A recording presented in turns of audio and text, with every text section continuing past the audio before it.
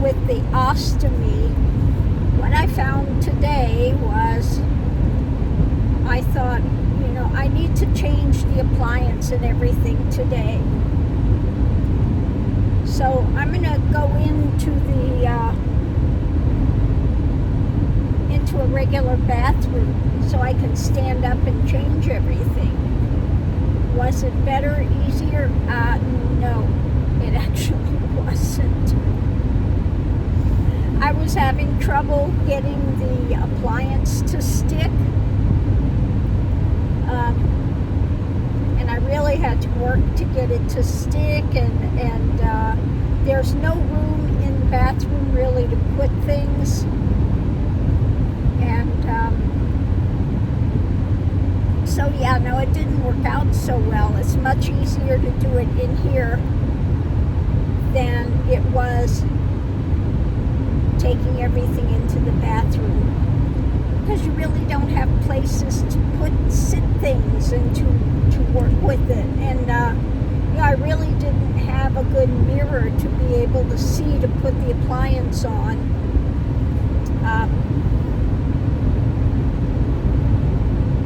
So yeah, lesson learned. I will never do that again. Never do that again. I will change it in here where I can actually sit, and I've got everything at hand that I need, and I've got places to sit things. So yeah, that didn't work so well. Now I hope that this is not going to leak. I think I've got it stuck. Later I'll stop and I'll check it in here and see. And maybe I'll have to add some of those little extra tab things on it, which is what I had to do last time. I had one area where the wafer, if you want to call wafer or appliance, was not sticking. And I kept holding it, still wasn't sticking. So I do have some of those little extra ones, and I put that along there, and that did hold it down and did keep it okay. So yeah, but I found out that trying to change it in a bathroom was not optimum. It was actually easier to change it in here, and so that's what I'll do from now on. I'm not going to take it out there. Now, another thing I just thought that I could do, which I couldn't do in there, I could turn up my heat in here, turn up the heater high, and just hold the wafer there and heat it up and then put it on, and that will make it stick easier too. So I might do that next time I have to change it. Just turn on my heater here for a few minutes and heat it up really well. And so yeah, that would make it work better. Also, I tried a different pad for skin prep, and even though it feels stickier, it doesn't hold as well as the other one that I have, the skin, what is it, Easy, what's it called, Easy, oh shoot, can't think of the name of it now, which I found are the best ones. They're larger pads, and they just seem to work for me better than the littler ones. And the little ones feel more sticky, like it would hold better. But for some reason, when I use that one, the wafer's not wanting to stick as well. So I don't know what's in there, but it just, even though it feels stickier when you use it, it doesn't seem to work as well.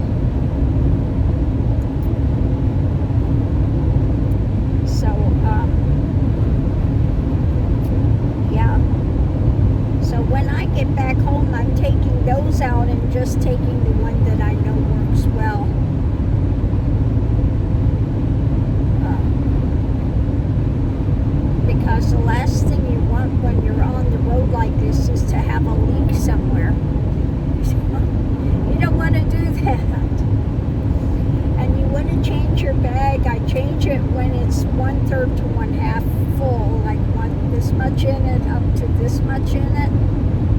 Then I change it. You don't want it, if you're using the Sensora Mio Flex, you don't want it to come up where the hole is.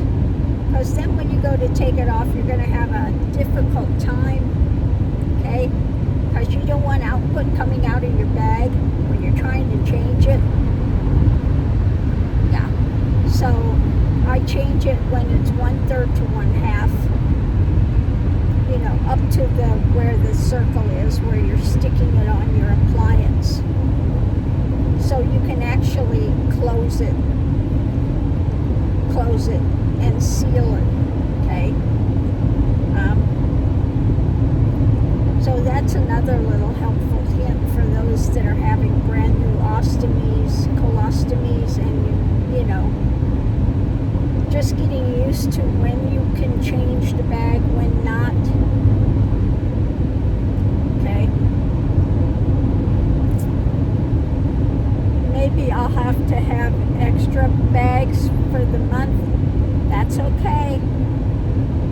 I'd rather do that than have it become too full and you have a blowout, and then you have a mess that you're going to have to deal with.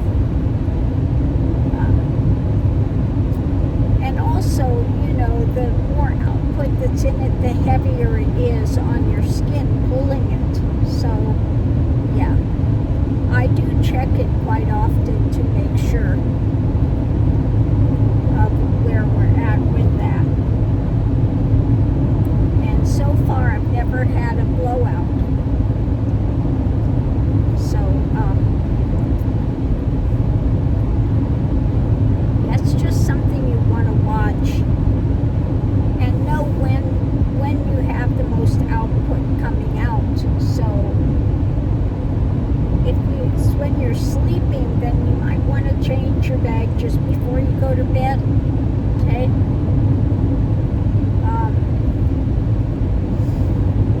Because you definitely don't want to have it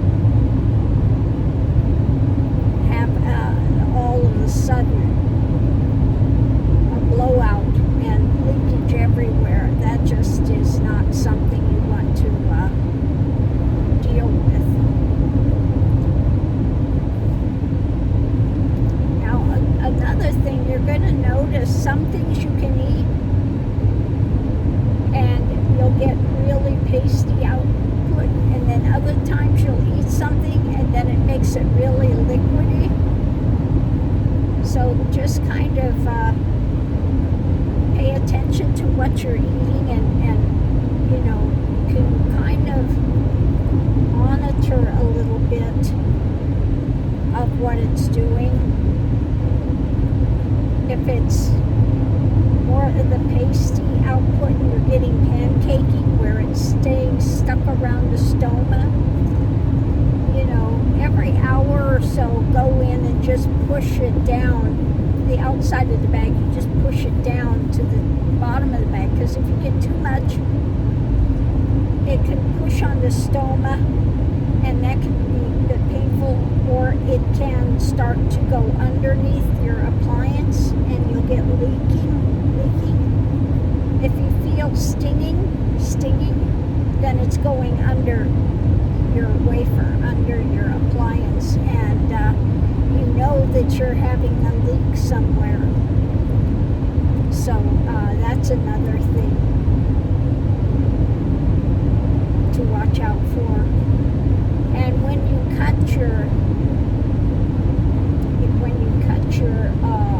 appliance to fit the stoma, you don't want to cut it too big, because if its output is touching the skin, it can sting. Okay? So you really want to make sure that it fits the opening where your stoma is. Okay? You want to have it just a little bit, like this much extra. Okay? So that it's not occluding where the output is coming out. Yeah. So that's also kind of important as well. the stoma, if you've never watched it, it moves. It can move, okay? So you gotta have enough room that it can actually move, which is really weird looking. I do have a video up there where you can see the thing moving, like breathing. Doing its dance, what it does. Okay, so you gotta have enough room where it can move, but you don't want to have where it's got too much skin around the stoma showing, because that can be, if you're feeling stinging, then it's hitting your skin.